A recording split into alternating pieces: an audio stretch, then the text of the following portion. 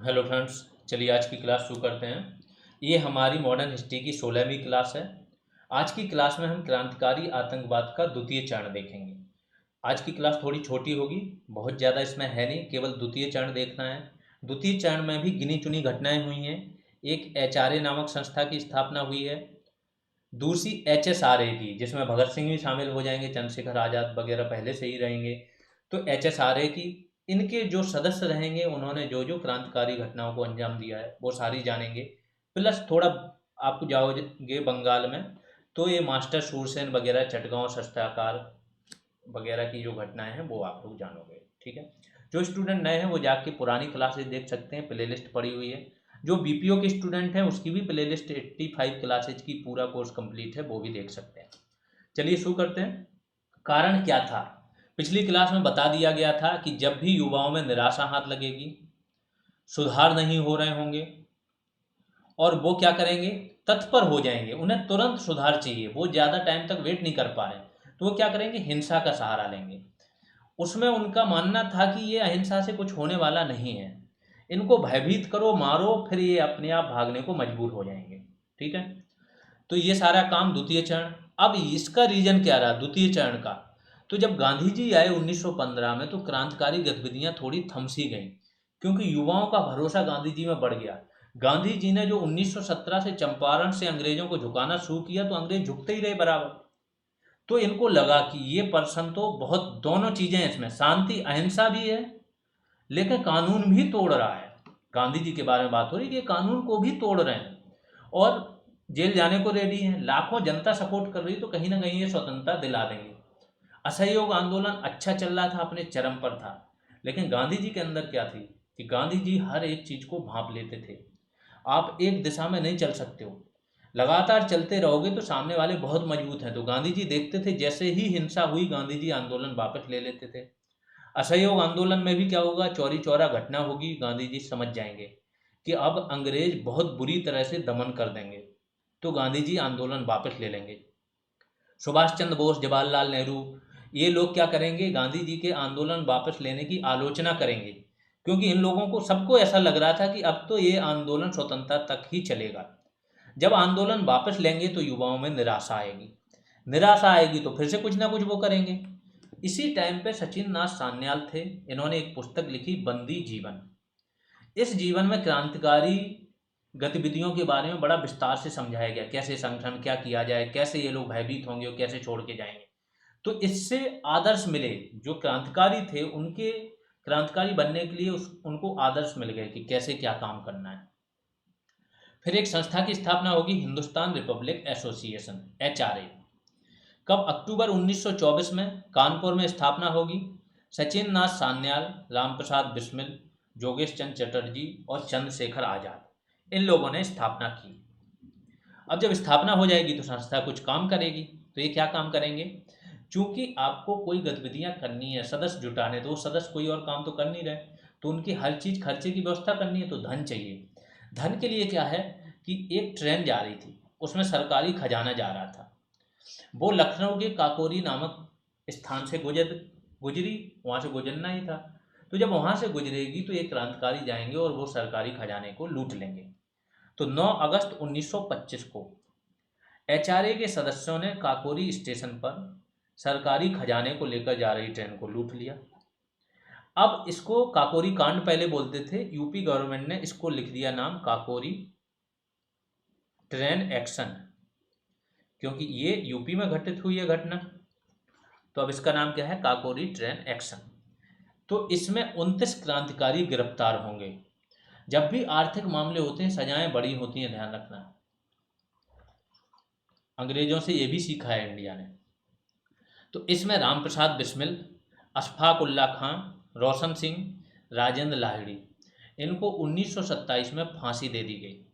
बाकी यूपी का जो स्पेशल क्लासेज है उनमें और ज़्यादा डिटेल में बताया गया कहाँ फांसी दी गई थी, क्या है क्या नहीं। फिर 1926 में भगत सिंह, छबीलदास, यशपाल, इन्होंने मिलकर लाहौर में नौजवान सभा की स्थापना की। लाहौर छात्र संघ के अध्यक्ष रहे हैं भगत सिंह। उस टाइम के क्रांतिकारियों सबसे ज़्यादा पढ़े लिखे व्यक्ति हैं। सबसे ज़्यादा त्यागी व्यक्ति हैं, लेख लिखे हैं, जीवनी लिखी है, मैं नास्तिक क्यों हूँ। इन्होंने एक संस्था बनाई, Hindustan socialist Republic association, HSRA। उसी का पुनर्गठन कर दिया जो HRA थी, क्योंकि उसके सभी सदस्यों को गिरफ्तार कर लिया, फांसी दे दी गई, बहुत सारे को काला पानी की सजा दे दी गई, तो फिर से उसका गठन हुआ। स्थापना कहाँ पे हुई? दिल्ली में, फिरोज शाह कोटला। देखो वहाँ पे कम्युनिकेशन के उस टाइम बहुत ज़्यादा साधन नहीं, परिवहन के साधन नहीं, बैलगाड़ियों से लोग जा रहे हैं। इसके बाद भी एक जगह का क्रांतिकारी दूसरे जगह के क्रांतिकारी को जान रहे हैं, बैठक भी हो रही है, संदेश भी पहुंच रहे हैं।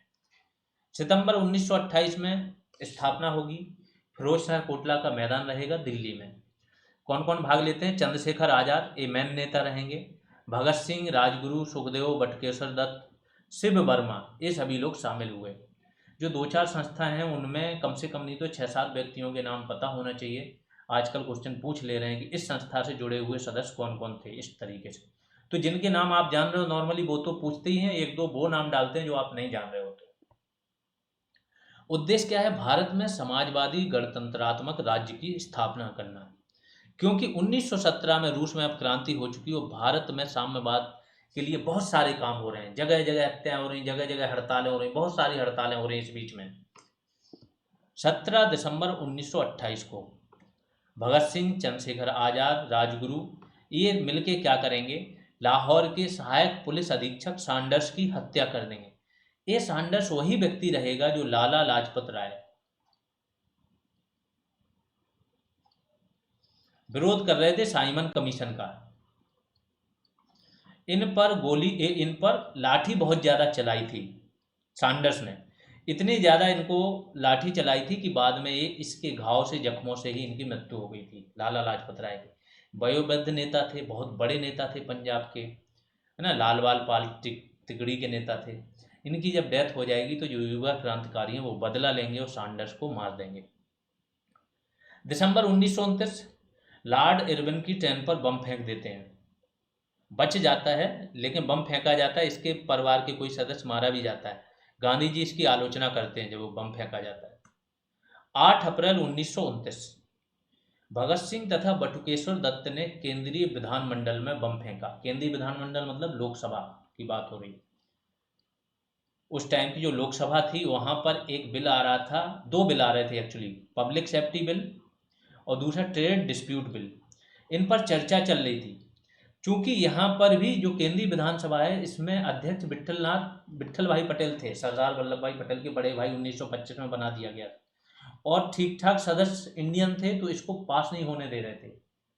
इसी पे जो चर्चा चल रही थी वहीं जाते हैं, खाली पड़ी जो बेंच होती हैं वहां पर बम फेंकते हैं और बोलते हैं कि हमारा उद्देश्य इस गूंगी बहरी सरकार को सुनाना था, इनके कानों तक आवाज पहुंचानी थी, किसी को नुकसान पहुंचाना नहीं था।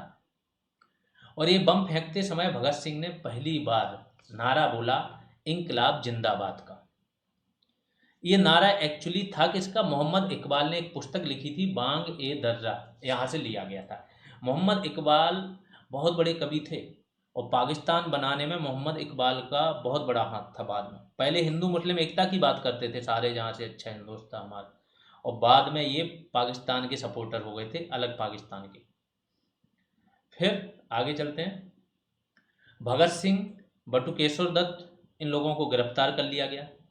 लाहौर षड्यंत्र केस द्वितीय इन पर चलाया गया। अब चूंकि यहाँ देखो ये केस क्या था, बम फेंका है, खाली जगह में फेंका है, तो यहाँ इनको बहुत ज़्यादा सजा नहीं होगी, तो इन पर केस चलाया जाएगा कौन सा? सैंडर्स की हत्या वाला। ये तो चलेगा ही चलेगा, सैंडर्स की हत्या, इसमें इन लोगों को फांसी दे दी जाएगी। 13 सितंबर 1929 को क्या होगा? जतिन दास रहेंगे HSRA के, इनको भी गिरफ्तार किया जाता है, तो आप जेल में भूख हड़ताल पर बैठ जाएंगे। 64 दिन की भूख हड़ताल करेंगे और इसके बाद इसी हड़ताल में इनकी मृत्यु हो जाएगी। मीन्स खाना खाएंगे ही नहीं जब तक इनकी मृत्यु नहीं हो गई। तो यहाँ पे इन्होंने एग्जाम्पल पेश कर दिया। ऐसा बोला जाता है कि ये कहीं बाहर की जेल में थे जहाँ इनकी मृत्यु हुई। तो जब इनका शव पंजाब लाया जा रहा था, जतिन दास का पंजाब या कोलकाता लाया जा रहा था, तो रेलवे स्टेशन पे, शायद कोलकाता है, कोलकाता रेलवे स्टेशन पे उस टाइम पे 6 लाख की भीड़ जुटी थी इनको देखने की। सोचो उस टाइम की बात हो रही, तब भारत की जनसंख्या 25 करोड़ के आसपास होती थी, 6 लाख की भीड़ उस टाइम जुट गई थी। 23 मार्च 1931 भगत सिंह, सुखदेव, राजगुरु, इनको फांसी दी गई। कहाँ? लाहौर जेल में, है ना। इसके जस्ट पहले गांधी इरविन समझौता हो जाता है आपका, और गांधी इरविन समझौता में गांधी जी एक मांग रखते हैं ये भी कि भगत सिंह को माफ़ किया जाए। एक मांग रखते हैं कि जो भी कैदी हैं उन सबको छोड़ा जाए, जितने भी हैं। तो कैदियों को छोड़ने वाली बात तो मान ली जाती है, जो भी हिंसा जिन्होंने नहीं की, लेकिन ये मांग इनकी नहीं मानी जाती। एक मांग और नहीं मानी जाती गांधी इरविन समझौते में, आगे आएगी वो चीज़, कि जो पुलिस अत्याचार हैं उनकी नागरिक जांच कराई जाए। दो मांगे नहीं मानी जाती, बाकी गांधी की सारी मांगे इरविन मान लेता है। फांसी से पहले भगत सिंह ने लेनिन की जीवनी पढ़ी। तो देखो इन लोगों को प्रेरणा कहाँ से मिल रही? मार्क्सवाद से, लेनिन से। 27 फरवरी 1931। अब इन 27 फरवरी को इसी टाइम पे साथी है ना इनके, ना 23 मार्च इनको बाद में हो रही है और इनको पहले हो जाएगी। तो इलाहाबाद के अल्फ्रेड पार्क में इनको पुलिस घेर लेती है, मुठभेड़ होती है।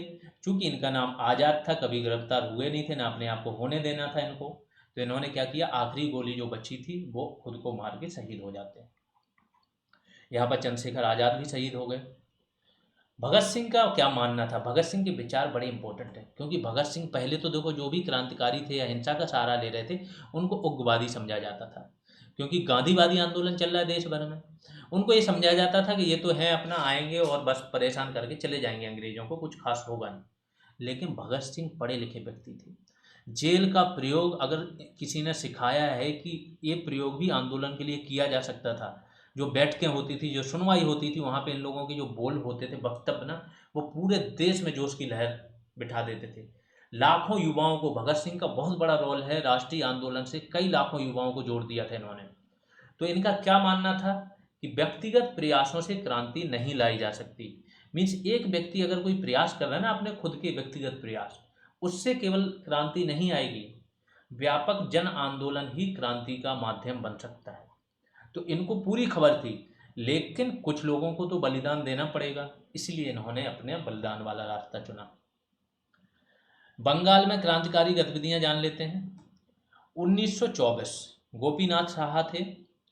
इन्होंने कलकत्ता के पुलिस अधिकारी चार्ल्स टेगर्ट, इसकी हत्या का असफल प्रयास किया।